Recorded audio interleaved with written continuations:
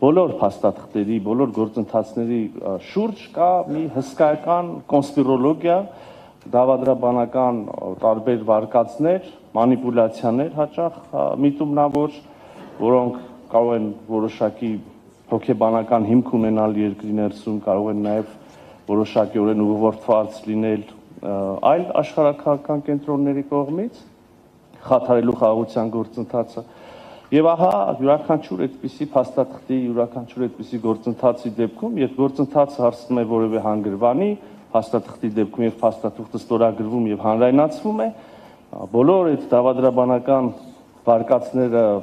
հոդս են ցնդում, բնականաբար, որովհետեւ մարդիկ կարող են ուղղակի կարդալ ինչ որ ստորագրված է եւ հրապարակված է,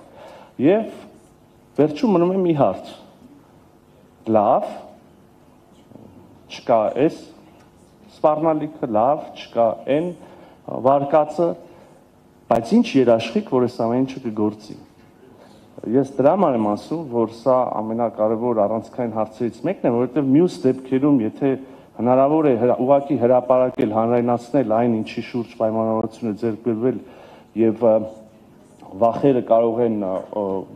հոդս ցնդել կամ փարատվել մտահոգությունները, երաշխիքի հարցը իսկապես առարկայական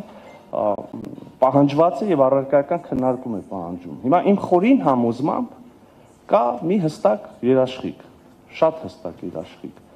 եւ դա որևէ երրորդ երկրի մասնակցությունը չի, դա որևէ երրորդ երկրի կամ երկրների խմբի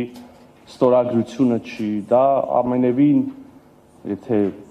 անցյալին անդրադառնանք կամ քննարկվող վարկածներին, ամենևին զանազան խաղապահները, առաքելությունները չեն։ Այդ երաշխիքը հետևյալն է. այն, ինչի շուրջ հնարավորություն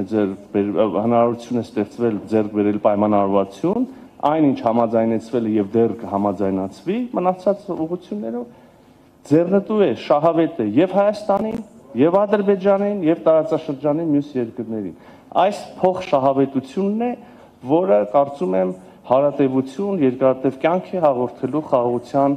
համաձայնագրին, որը կստորագրվի, հռչակագրին, որը երկրների ղեկավարների կողմից ստորագրվել է, կանոնակարգին սահմանազատման, որը վավերացվել է մեր ազգային ժողովում, եւ մնացած բոլոր համաձայնություններին, որը վստահ եմ հնարավոր կլինի ձեռք բերել առաջիկայում։